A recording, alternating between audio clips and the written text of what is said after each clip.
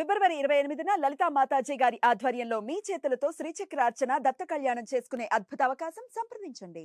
నమస్తే, welcome to Suman TV. నేను పద్మిని. ప్రస్తుతంతో పాటు ప్రముఖ ఆధ్యాత్మికవేత్త, సూర్య ఉపాసకులు, sun spiritual society founder Vikramaditya garu మనతో పాటు ఉన్నారు. మాట్లాడదాం. సార్ నమస్తే. సార్ సూర్యోస్మి తల్లి. సార్, ఫిబ్రవరి 17వ తారీఖున పంచగ్రహ కూటమి ఏర్పడబోతోంది.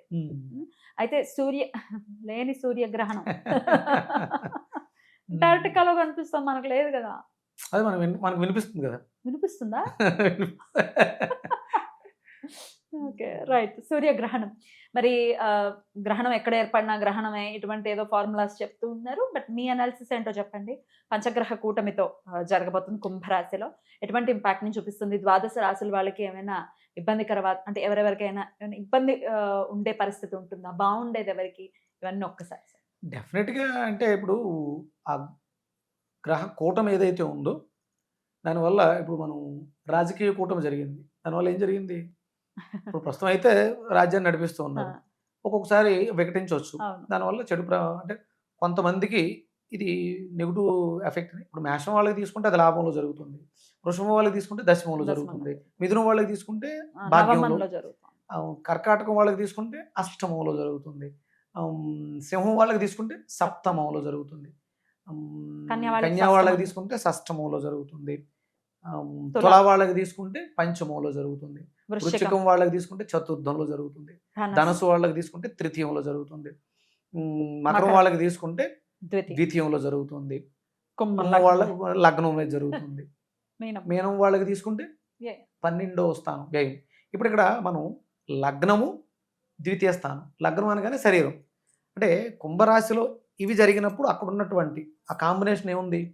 రాహు, రవి, చంద్ర, బుధ, శుక్ర. అంటే శుక్రుడికి రవికి పడదు. అలాగే మిగతా గ్రహాలు అంటే ఇప్పుడు రవికి బుధుడికి పడుతుంది, బుధుడికి రాహుకి పడుతుంది. అంటే ఆ గ్రహ కొంత యుద్ధం జరుగుతుంది. అంటే సహజంగా జన్మలగ్నాత్తు సింహలగ్నం వాళ్ళు ఉన్నారు. సింహలగ్నంలో ఉన్న వాళ్ళకి అక్కడ పడని గ్రహాలు ఏమున్నాయి? ఈ ఇబ్బందులు వాటిని మనం ఫేస్ చేస్తాం. ద్వితీయ స్థానంలో ఉంటే వాక్కు బాగుండదు, వాక్కుల ఇబ్బందులు, అలాగే ధనానికి సంబంధించిన సమస్యలు, అలాగే తృతీయం విక్రమస్థానం, యాంకర్స్, స్పీచ్, ఇవన్నీ కమ్యూనికేషన్, ఇవన్నీ ఆ డిస్టర్బెన్సెస్ పడితే రిజల్ట్స్ హైక్ తీసుకెళ్తాడు. ఇక్కడ వీళ్ళందరూ రాహు స్టాండర్డ్ గా చాలా రోజుల నుంచి ఉన్నాడు. నేను లోకల్, మీరు అందరూ బయట నుంచి వచ్చారు, పైగా కుంభం ఆయనకి చాలా కంఫర్టబుల్ ప్లేస్, నేను లోకల్ రా ఏంటి చెప్పండి, మీరు ఎవరైతే నాకేంటి అంటాడు ఆయన.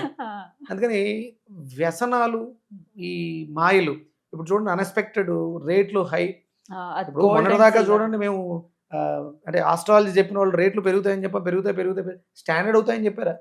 పడిపోతాయి. ఇది అనీవెన్ గా పెరుగుతుంది. అతిగా పెరగటం అది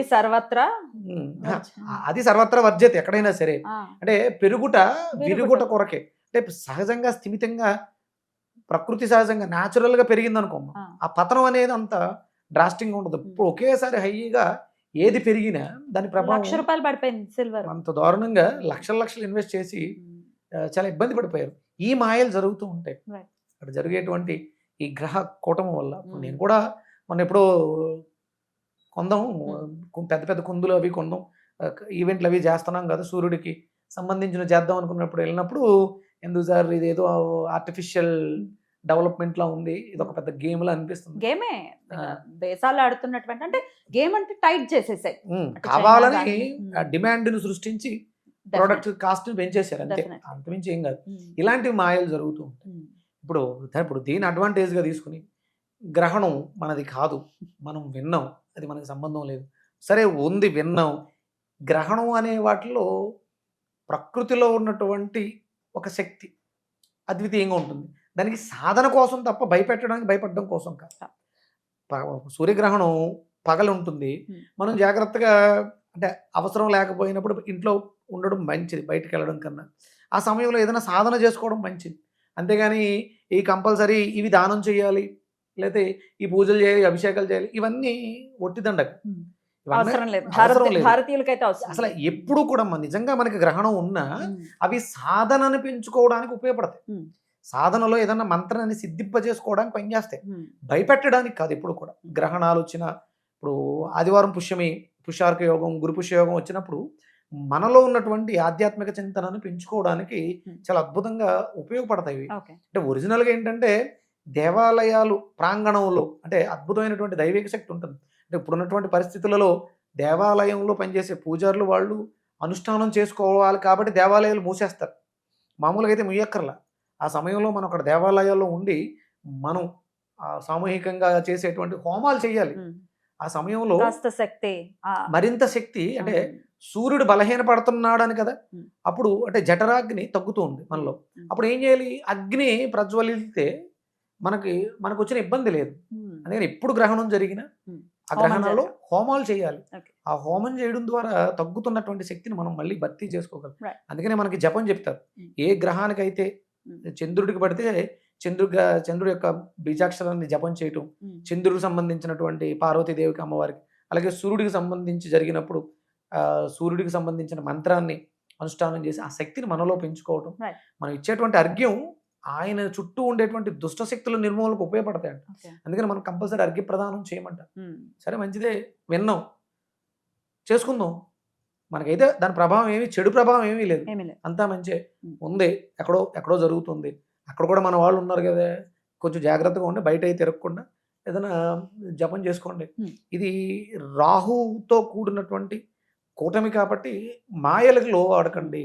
తొందరపడి రేట్లు పెరుగుతున్నాయని చెప్పేసి ఎక్కువ కొనేస్తే ఇన్వెస్ట్ చేయొద్దని చెప్తున్నారు.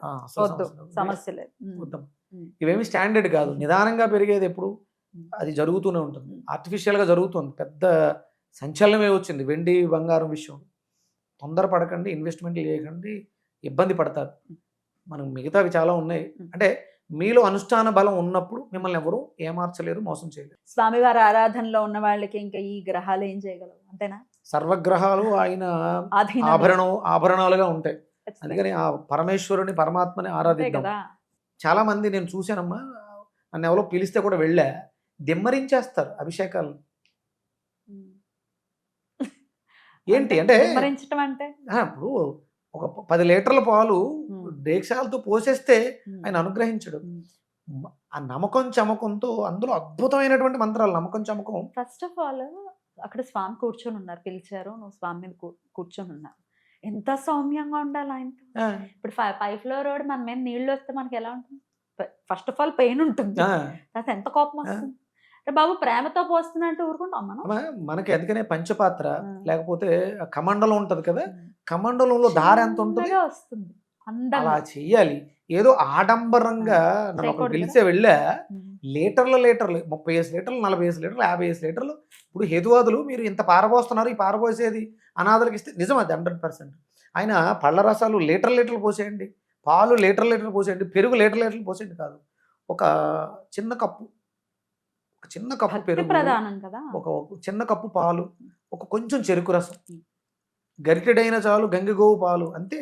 అవి అడిగాడు, హోమం చేయండి, ఇది ప్రకృతిలో మార్పు తీసుకొస్తుంది. అందుకని ఆవునేతిని ఆయన మీద అభిషేకించేస్తే ఇందులో కలిసి వెళ్ళిపోయి డ్రైనేజీలోకి వెళ్ళిపోతుంది. అవసరమే. మనం ఏకాదశి రుద్రాభిషేకం చేయడానికి ఒక 50 ml ప్రతిదీ తీసుకుని భక్తి శ్రద్ధలతో అభిషేకం అయిపోయిన తర్వాత ఈ ద్రవ్యాలన్నింటినీ మీరు దీనికి ఖర్చు పెట్టిన ధనాన్ని అంతటిని హవిస్సు ఇవ్వడానికి, హోమం చేయడానికి వినియోగించండి. రుద్ర హోమం చేయండి. ప్రకృతి అంతా కూడా పొల్యూట్ అయిపోయి ఉంది, అనారోగ్య సమస్యలతో బాధపడతారు, దాంట్లో నుంచి పరిష్కారం వస్తుంది ఖచ్చితంగా. సో లేనటువంటి గ్రహణం గురించి భయపడాల్సిన అవసరం లేదు అని అంటున్నారు, ఇన్వెస్ట్ చేయొద్దు అని అంటున్నారు, అంతే కదా? రైట్ సార్, చాలా బ్యూటిఫుల్ గా ఎక్స్ప్లెయిన్ చేశారు సార్, కృతజ్ఞతలు. నమస్తే సార్. సూర్యస్మిత.